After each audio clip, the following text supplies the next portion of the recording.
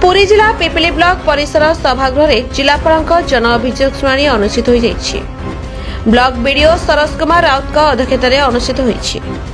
उक्त शिविर में पुरी उपजिलापाल राजकिशोर जेना जोग देथिले।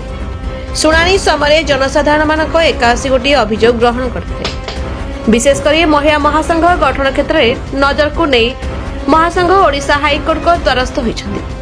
मान्यवर कोर्ट एही मामला को आसंता 19 तारिख दिन को धार्य रखिछन्ति। एहारि मध्यरे महासंघ पुनर्गठन पई विज्ञप्ति प्रकाश पाइबा नै आज समस्त महिला महासंघ सदस्य एवं शताधिक महिला माने जनशुणाणी महासंघ पुनर्गठन न हेबा पई लिखित अभियोग दैछन्ति।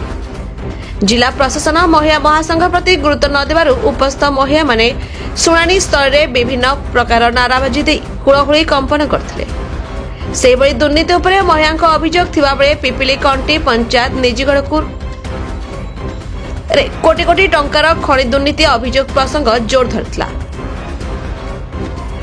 तुरंत कार्यानुष्ठान नियाजिबा पई उपजिलापाल विभागीय अधिकारी को निर्देश दैथिबा कहिसंती।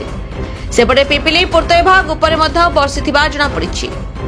पूर्त विभाग सब डिविजन कार्य पिपिली ब्लॉक अधीन थिबा बेले विभागीय निर्वाही जंत्री एवं सहकारी जंत्री भुवनेश्वर डिविजन कार्य थंडाताप कार्य बसी अंचल को आसुनथिबा बेले अंचल कोटी कोटी टंका सरकारी कार्य कहा हाथरे होछि ताहाकु नै प्रश्न उठिथिला।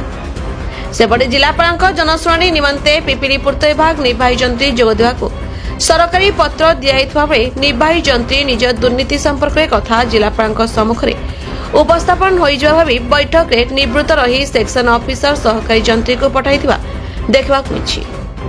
जहाकु नै पिपिली पूर्त विभाग प्रति विभिन्न मत प्रकाश पाइछि। कार्यक्रम में अतिरिक्त पुरी जिलापाल शरद कुमार बेहरा, अतिरिक्त एसपी सचिन पटेल, पिपिली तहसीलदार ऋषिकेश त्रिपाठी, पिपिली एसडीपीओ देवाशीष मिश्र, पिपिली थाना आईआईसी सौमेन्द्र त्रिपाठी, ब्लॉक अध्यक्षा देवसिनी नंद, जिला परिषद सभ्य धरणीधर साहू जोग दैथिबा प्रत्येक विभाग अधिकारी माने जोग दैथिले। Bureau report the Republic Odisha 24 news.